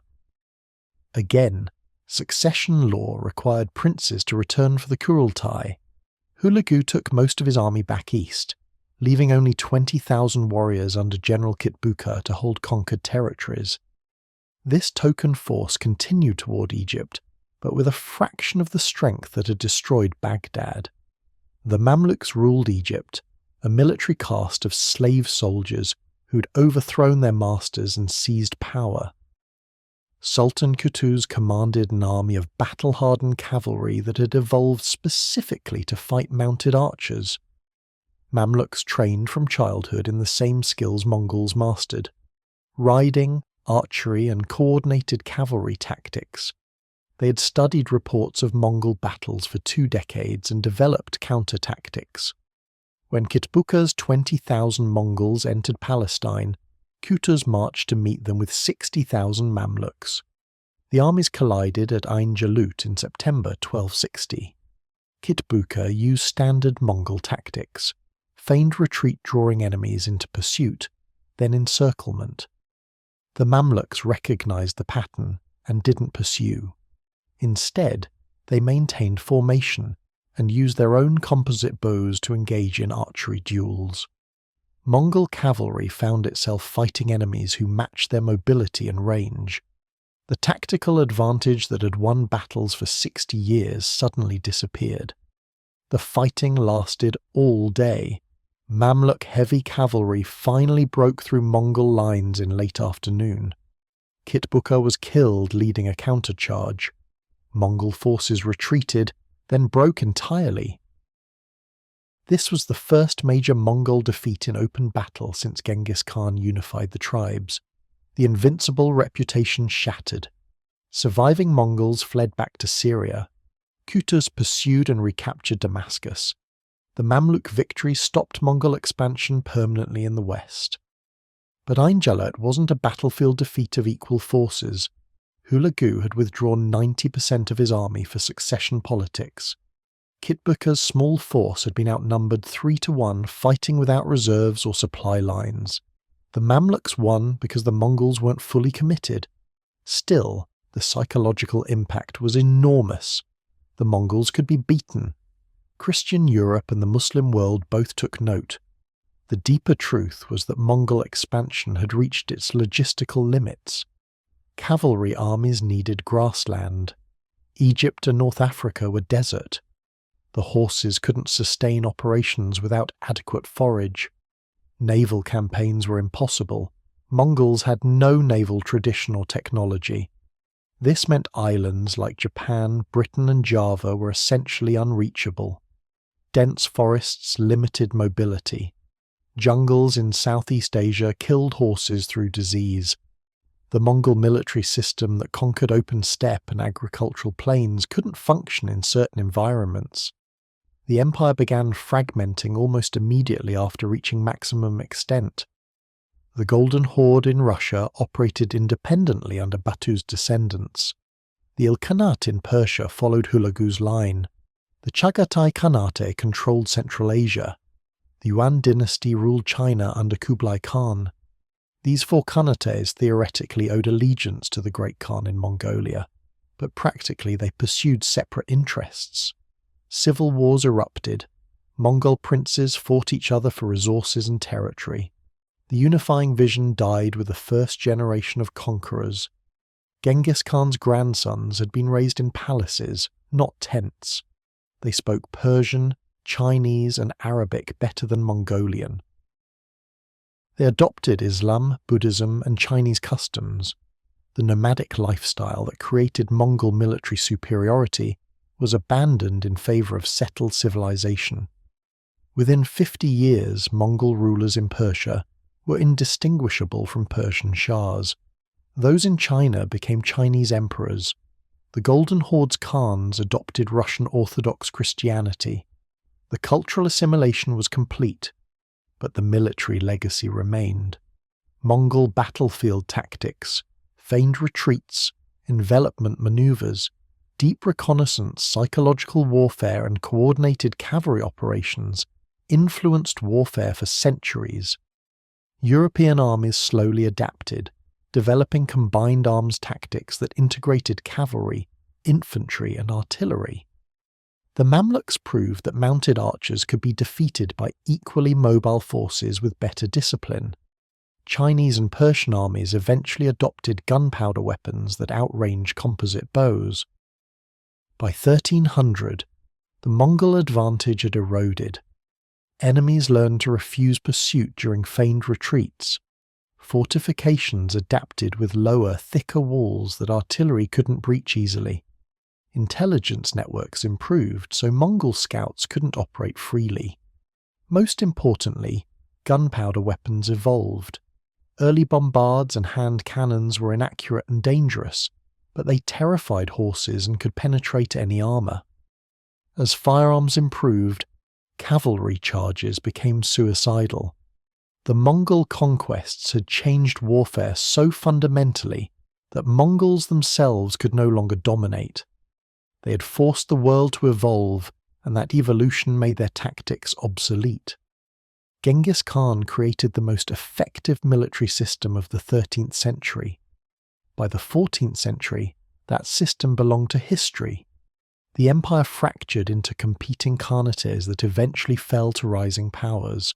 Russia threw off the Golden Horde in 1480. Persia was conquered by Safavids. China expelled the Yuan dynasty. The Mongol moment ended not through dramatic defeat, but through gradual irrelevance. The terrifying secret remained buried in Mongol withdrawal from Europe. Those campaigns in 1241 were reconnaissance in force, not maximum effort. Batu Khan commanded less than a quarter of total Mongol military strength. The armies that crushed Poland and Hungary represented a probing attack to test European defences and gather intelligence. Mongol commanders discussed European campaigns afterward as preliminary operations before the real invasion. Strategic documents captured centuries later revealed that Mongol generals considered Europe weak and disorganized. They planned to return with 500,000 warriors and conquer everything to the Atlantic. Vienna, Rome, Paris, and London were marked as objectives. Routes were mapped. Supply depots were planned. The invasion was scheduled for 1245, then delayed because of Guyuk Khan's death, then delayed again, then gradually forgotten as the empire turned inward and fragmented. Europe was saved not by resistance but by Mongol distraction. The horsemen never returned because they found the empire impossible to hold together. Europe's survival was an accident of Mongol politics, not a victory of European arms. This was the most terrifying possibility of all, that the invasions that destroyed Russia and devastated Poland and Hungary had merely been practice runs for a conquest that never came. The Mongol Empire at its peak in 1279 stretched 12 million square miles, larger than the Roman Empire, larger than Alexander's conquests, larger than any continuous land empire before or since. A merchant could travel from Korea to Hungary carrying Mongol documents, guaranteeing safe passage. The Silk Road functioned with unprecedented security. Caravans moved without fear of bandits because Mongol law made attacking merchants a capital offence enforced by systematic retaliation. Trade routes that had been dangerous for centuries became safer than European roads. The Pax Mongolica created economic integration that wouldn't be matched until modern globalization. Chinese silk reached European markets faster than ever. Persian carpets travelled to Beijing. Indian spices moved overland instead of by dangerous sea routes. The Mongol postal system, the Yam, operated across the entire empire with stations every 25 miles. Messages covered 200 miles daily. Merchants used the same system, paying fees for fresh horses and armed escorts. A letter sent from Karakorum could reach the Golden Horde's capital in 3 weeks, a journey that previously took months. Religious tolerance was enforced as state policy from the beginning. Genghis Khan had exempted all religious personnel from taxes and military service. His successors maintained this. Nestorian Christian churches operated freely in Central Asia. Buddhist monasteries in China received imperial protection. Muslim mosques were built in Mongol capitals. Shamans practiced traditional rituals without persecution. This wasn't enlightened tolerance, it was pragmatic control. Religious conflict destabilized populations and complicated governance. Allowing people to worship freely kept them peaceful. The contradictions were staggering. The empire that slaughtered 40 million people created unprecedented religious freedom.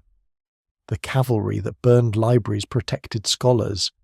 The armies that destroyed irrigation systems in Persia built new ones in China.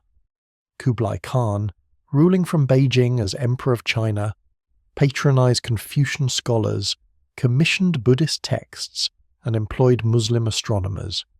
His grandfather had boiled captives alive. This transformation from nomadic destroyers to sophisticated rulers occurred within 2 generations. But the cost remained visible in demographic collapse. Persia's population before Mongol conquest stood at 15 million. After the wars, perhaps 5 million survived. Chinese population dropped from 120 million in 1200 to 65 million by 1300. These weren't just battle casualties. Destroyed irrigation reduced agricultural output. Disrupted trade caused famines. Massacred craftsmen meant lost knowledge and skills. Regions took centuries to recover populations they had before the Mongols arrived. Entire cities simply ceased to exist. Merv, Nishapur, Urgench, names that had represented major urban centres for a millennium became ruins. Archaeological surveys find burn layers, mass graves, and then nothing. Subsequent settlements were built on different sites. The original locations remained cursed ground where nothing grew. Persian poetry from this period describes walking through regions that had contained hundreds of villages and finding only bones and empty wells. Technology transfer accelerated dramatically under Mongol rule. Chinese papermaking reached the Middle East. Islamic astronomical instruments arrived in China. European metalworking techniques spread eastward. Gunpowder moved west from China to Persia, to Europe over Mongol trade routes. The Mongols themselves cared little for technology, but facilitated its movement by keeping roads open and protecting engineers. A Chinese silk-weaving expert might find himself relocated to Samarkand. A Persian irrigation engineer could be sent to Mongolia. These forced migrations distributed knowledge across the empire. Medical knowledge travelled similarly. Chinese herbal medicine reached Persian doctors. Islamic surgical techniques arrived in China. The plague bacillus also travelled these routes. The Black Death that devastated Europe in 1347 originated in Central Asia and spread along Mongol trade networks. Merchants carried infected fleas on their goods. The same roads that had brought prosperity brought death. Europe lost a third of its population. The Middle East suffered similarly. China's population collapsed further. The Pax Mongolica had created a disease superhighway. The empire fragmented not through rebellion, but through succession disputes and cultural assimilation. Mongke Khan's death in 1259 triggered civil war between his brothers Kublai and Arik Bok. Kublai won and moved the capital to Beijing, declaring himself Emperor of China and founder of the Yuan dynasty. This decision effectively ended the unified empire. The Golden Horde, Chagatai Khanate, and Ilkhanate acknowledged Kublai's nominal supremacy, but operated independently. Hulagu in Persia converted to Buddhism, then his successors adopted Islam. Ghazan Khan, ruling from 1295 to 1304, was a devout Muslim who patronized mosques and declared Sharia law. His Mongol identity was ceremonial. He spoke Persian, dressed in Persian style, and governed using Persian administrative systems. The Mongol military structure remained, but the culture had been absorbed. The conquerors became indistinguishable from the conquered within 3 generations. The Golden Horde faced different pressures. Ruling Christian Russia while maintaining nomadic traditions created impossible contradictions. Khan Berka converted to Islam in 1257, creating religious tensions with Russian subjects and Christian steppe tribes. His successors oscillated between various faiths. Some took Russian Orthodox wives and allowed baptism of heirs. Others insisted on Muslim law. The identity crisis never resolved. By 1350, the Golden Horde was fragmenting into competing khanates that fought each other more than they controlled Russia. The Chagatai Khanate in Central Asia maintained nomadic traditions longest, but even this couldn't last. Cities conquered by Genghis Khan were rebuilt and needed administrators. Trade routes required customs officials. Settled populations demanded consistent law. The descendants of warriors who lived in felt tense found themselves ruling from palaces in Samarkand and Bukhara. They kept horses and practiced archery, but their children grew up speaking Turkic and Persian, not Mongolian. Kublai Khan's Yuan dynasty in China demonstrated the complete transformation. He built a capital at Beijing designed by Chinese architects. The imperial court followed Chinese ceremony. Confucian bureaucrats administered provinces. Buddhist monks advised on religious matters. The Mongol identity remained primarily in the military. Mongol and Central Asian cavalry units garrisoned strategic positions. But these soldiers married Chinese women, learned Chinese, and their children became culturally Chinese. By the third generation, Mongol was a legal classification, not an ethnic identity. Chinese resentment grew despite Mongol attempts at integration. The Yuan dynasty classified subjects into 4 tiers: Mongols at the top, Central Asians second, Northern Chinese third, and Southern Chinese last.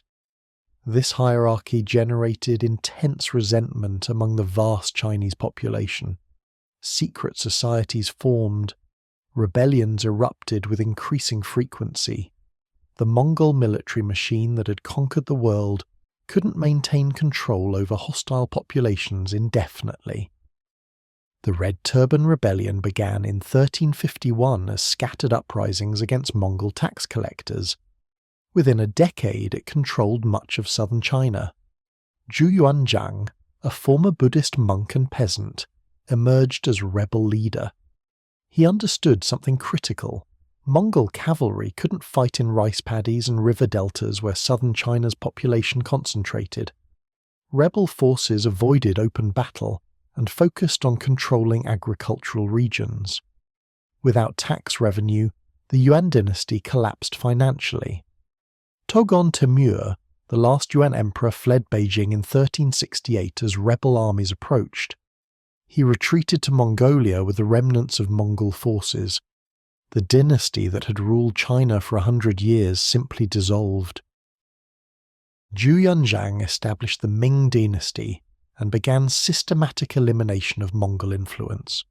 Officials who had served the Yuan were executed or exiled. Mongol-style clothing was banned.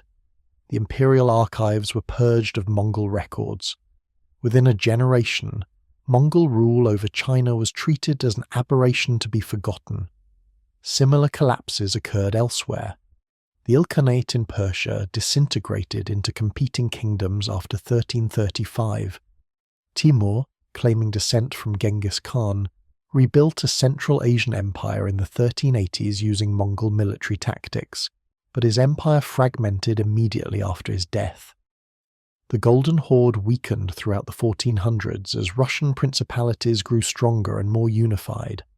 Even the Third of Moscow refused tribute in 1480, and the Horde couldn't enforce collection. The final remnants, the Crimean Khanate, survived until Russian conquest in 1783, but they were pale shadows of the force that had terrorized Europe. The Mongol Empire lasted barely 150 years as a unified entity, then another 250 as fragmented successor states. This was remarkably brief given the scale of conquest. The Roman Empire lasted 5 centuries. Islamic caliphates ruled for over 600 years. The Mongol moment was intense, devastating, and historically fleeting. They conquered half the known world in a single lifetime, then their descendants forgot how to be Mongols. The fundamental problem was that Mongol military superiority rested on a specific lifestyle: constant mobility, harsh conditions, and total focus on warfare. Settled life in conquered cities destroyed all 3 prerequisites. Second-generation Mongols who grew up in palaces couldn't survive on the steppe. They didn't learn to ride before walking. They weren't hardened by winters at 40 below zero. Wealth and comfort produced warriors who could no longer perform the feats their grandfathers had considered routine. The strategic paradox was perfect. Mongol conquest was so successful, they destroyed the conditions that made Mongols effective conquerors. The cavalry armies that needed nothing but grass and horses now controlled cities that demanded administration. Warriors became administrators. Administrators became sedentary. Sedentary populations couldn't produce cavalry that covered 100 miles daily. The empire consumed itself through its own success. Genghis Khan had unified the steppes to prevent tribal warfare from wasting Mongol potential. His great-great-grandsons fought civil wars more destructive than anything the tribes had managed. But now the wars happened from palaces using conscript armies instead of on horseback with tribal warriors. The transformation was complete and irreversible. The age of the horse archer ended not through defeat but through evolution into something completely different. The question demands precision. Composite bows existed for centuries before Genghis Khan. Turkish, Hungarian and Chinese armies all used them. Steppe nomads had ridden horses since prehistory. Every element of Mongol warfare had precedence. Yet no one else conquered 12 million square miles in 70 years. The answer wasn't the tools. It was the system that integrated those tools into something unprecedented. Total societal organization for warfare separated Mongols from every other nomadic confederation. Turkish tribes raided settled civilizations but maintained traditional clan structures. Arab conquests spread Islam but allowed conquered peoples to keep their systems. Mongols eliminated every aspect of society that didn't serve military objectives. Family units became squad-level organization. Tribal identity was systematically destroyed and replaced with loyalty to the decimal system.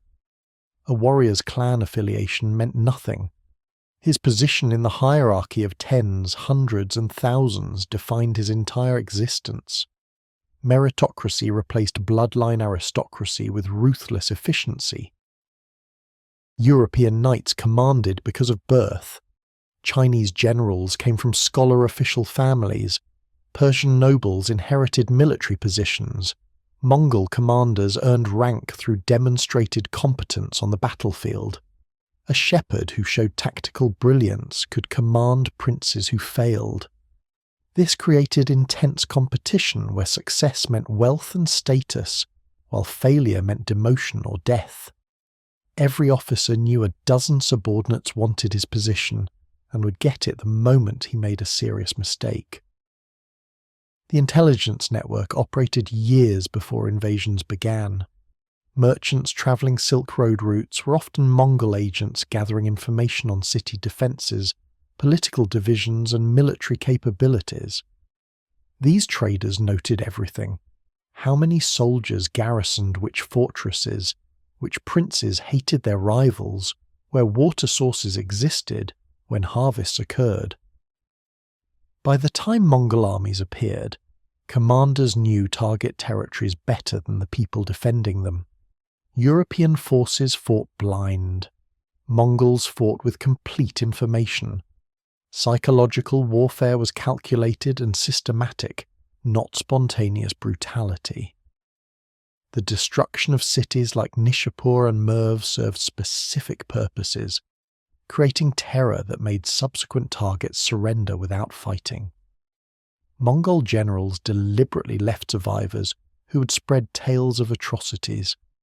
Refugees flooding into neighbouring cities carried stories of pyramids built from skulls and rivers running with blood. When Mongol armies appeared outside the next city, defenders remembered what happened to those who resisted. Many surrendered immediately. The Mongols understood that one horrific example could eliminate the need for 10 actual battles. Logistical genius enabled operations that seemed impossible to enemies thinking in European terms. Western armies needed supply trains that slowed them to 15 miles per day on roads.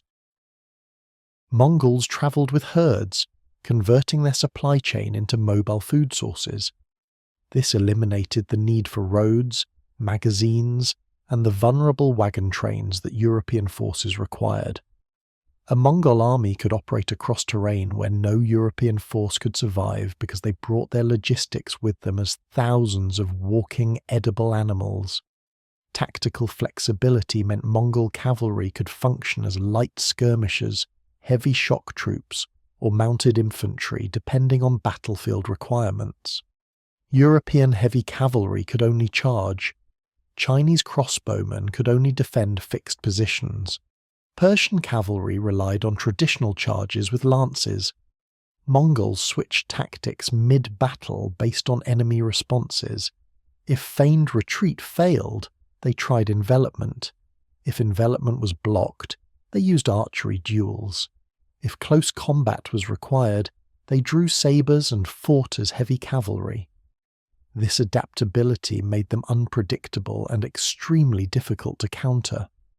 Communication systems coordinating forces across hundreds of miles shocked every civilization that faced them.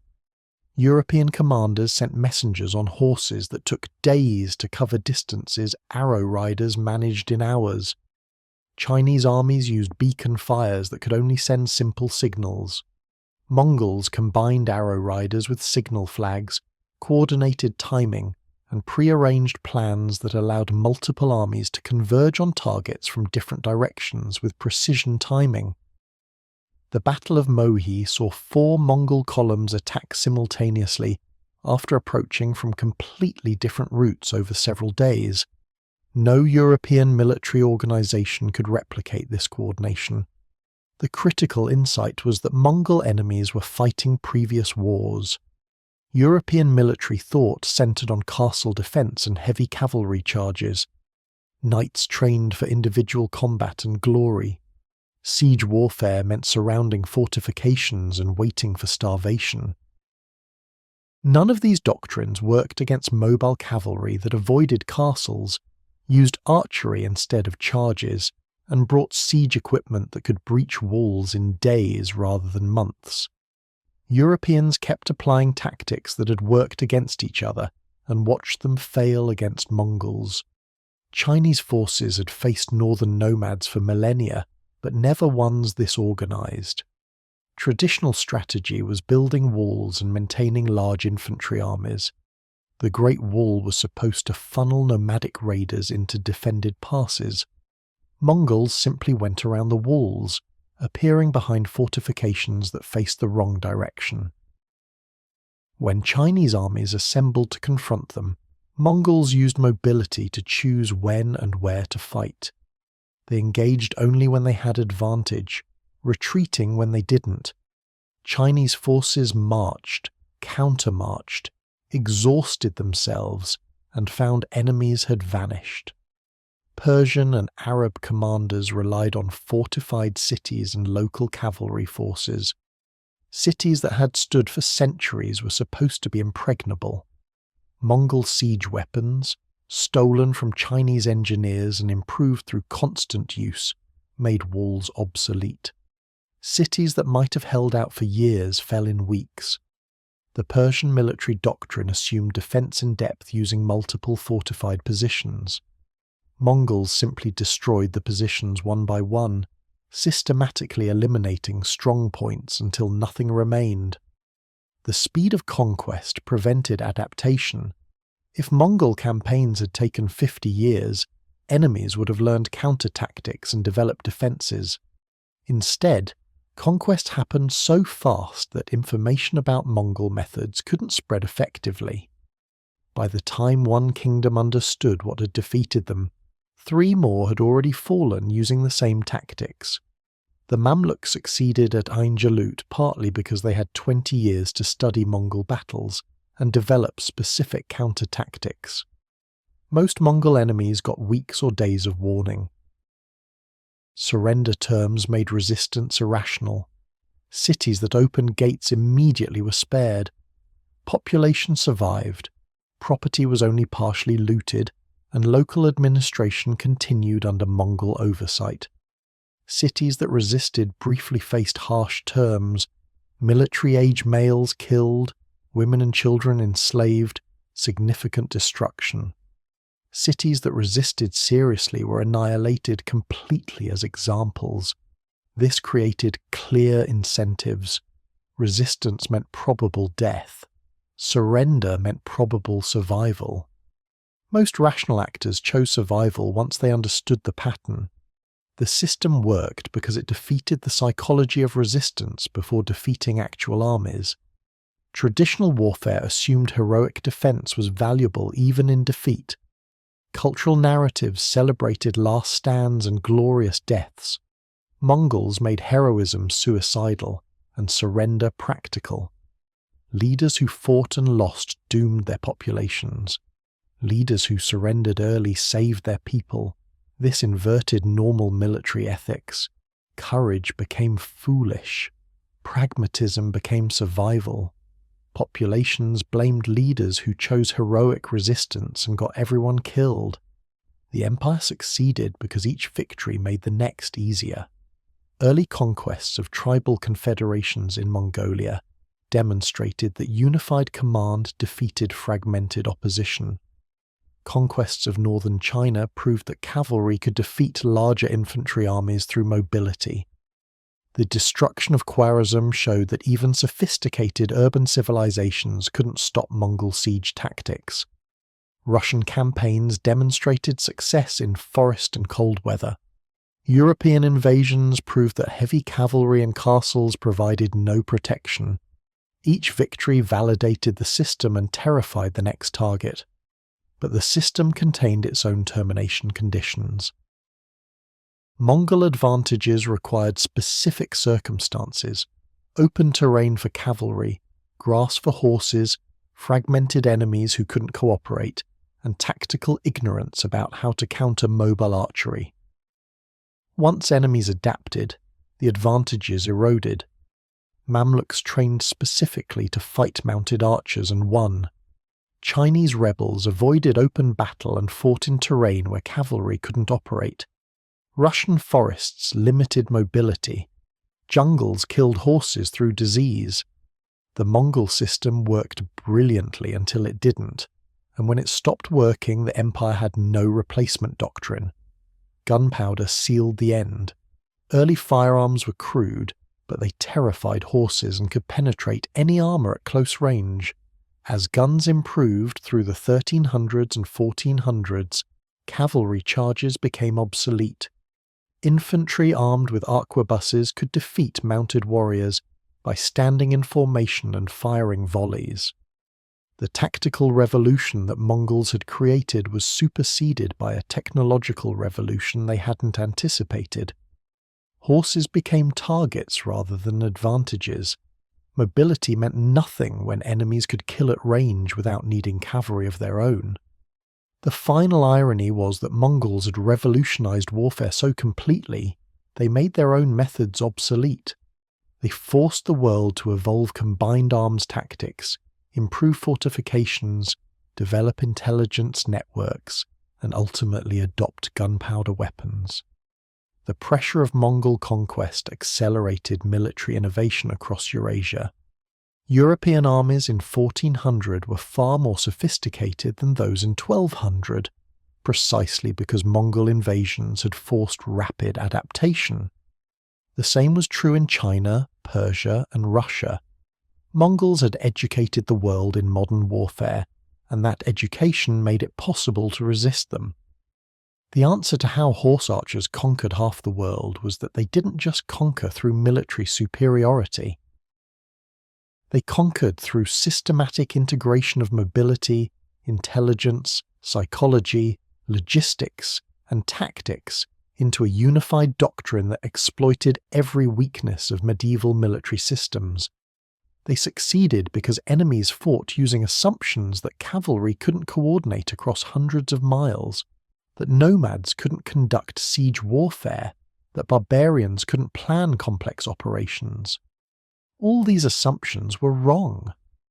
When the world learned they were wrong and adapted accordingly, the age of the horse archer ended.